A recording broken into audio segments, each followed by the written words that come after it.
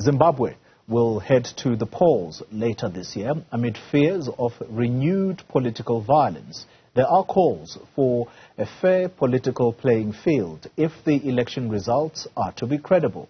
Now, the governing party in that country, ZANU-PF, has always enjoyed immense state media support during and after elections. Joining us now to unpack what we can expect is Stanley Nyama-mhinde from the SADC Lawyers Association. Stanley, good morning to you, and thank you very much for your time. Let me start off by asking the obvious question, and that is that, are you aware of violence that's taking place in Zimbabwe, and if so, is it linked to political violence?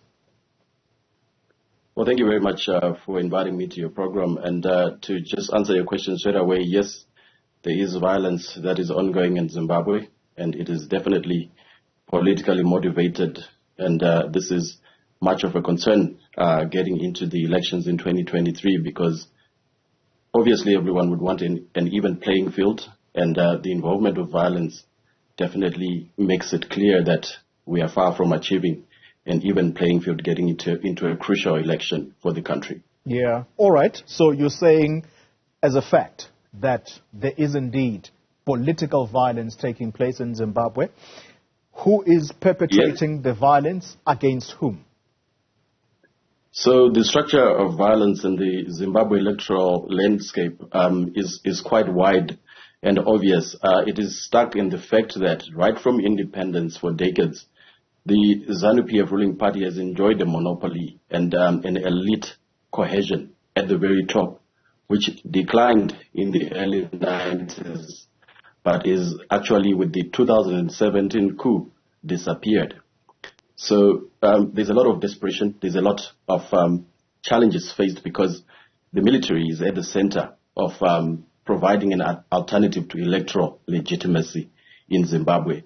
I think you have seen after the military assisted transition, which the Zimbabwe government refuses to call a coup, that the military moved into positions of government. The vice president became the former commander of the army. We had in the Politburo members of the army retiring and joining civilian government. So the center of monopoly of violence, and whether it can be released right now, is a key issue, because the government is faced not only with an opposition party that has re-emerged and reinvigorated itself, but it is faced with a debilitating economic crisis and the ongoing impacts of that military-assisted transition.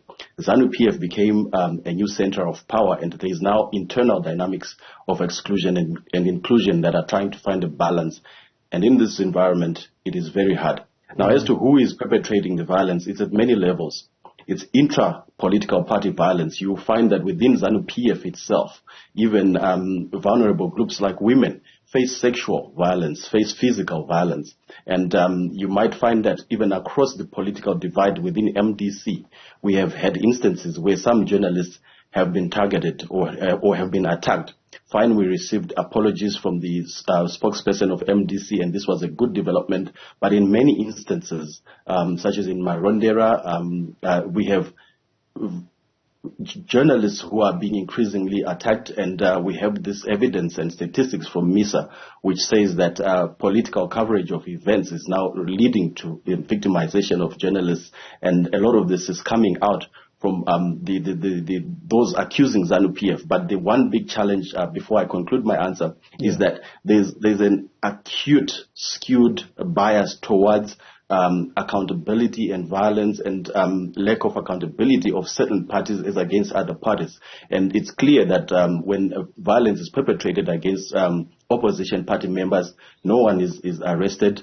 The state machinery is not activated as quickly. And the challenge also now becomes that when pro-ZANU-PF activities are targeted for violence, or there is accusations of violence against opposition party members, state machinery is activated very quickly in a selective manner. You find the prosecution, you find the judiciary, you find the whole judicial system incarcerating, refusing bail, setting conditions that do not or are not being applied to other sections of the society. And this definitely is a cause of concern, because the Constitution of Zimbabwe in Section 155 does guarantee a free, fair election that is free of violence, and the ultimate responsibility is on the state, notwithstanding the source of the violence, to control that violence and ensure that there is an even political environment. Mr. Nyama-mhinde, based on what you've just said, sure, what would the responsibility of the Electoral Commission of Zimbabwe be, because this is the year of elections? And I'm saying this because in South Africa, they are quick off the mark. I'm talking about the IEC in South Africa, to say, political parties, sure, these are the guidelines by which you ought to abide.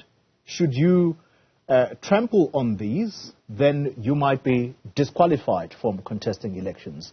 Do you think that the Zimbabwe Electoral Commission is up to the task? Well, right now, the Zimbabwe Electoral Commission, despite its efforts, is in 6s and 7s. There's ultimate lack of trust in the Electoral Commission, in the polity. You realize that 49.8% of Zimbabweans do not trust government and its institutions, as well as political parties. A good example is the fact that right now, 7 out of 9 commissioners in the Zimbabwe Electoral Commission have written to Parliament to reject a boundary or a districting report that has come out from the Zimbabwe Electoral Commission, and imputing it only to the chairperson and her deputy, saying that they are not associated to it. But what is coming out from commentators is that there is a clear lack of trust in the new boundaries that have been created by the new recommendations by the Electoral Commission from the side of the ZANU-PF political party, because they believe that the current or the proposed redistricting would result in a disadvantage for the voting pattern that favors ZANU-PF.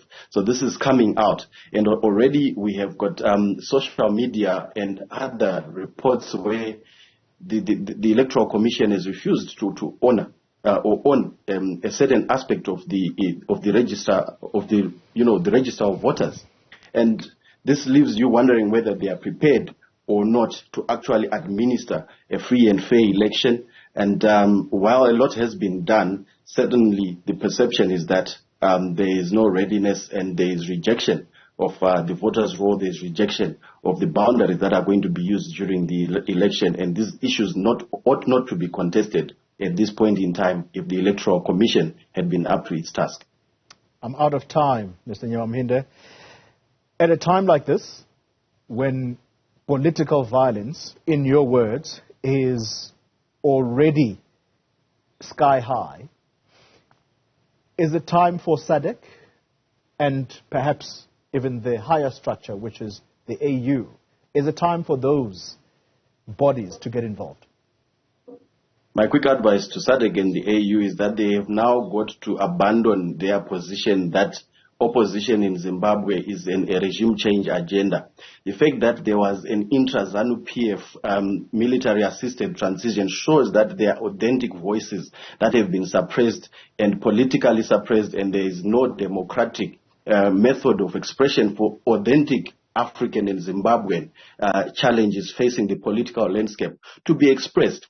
And so they have to separate the fear for political posturing and political proxies and substitute it with a real inquiry and a real mark of democratization based on the African, Charter for Democracy and Governance, which is clear that there have to be democratic conditions that every government must observe before, during, and after elections for it to remain legitimate. And they must now enable the true voices of dissent and political divergence and inclusivity in Zimbabwe to be expressed with a clear plan that is authentically African, that is authentically SADC, and therefore can result in a genuine solution for Zimbabweans. Stanley Nyama-mhinde is with the SADC Lawyers Association. Thank you very much indeed for your time, and insight into what's going on in Zimbabwe right now.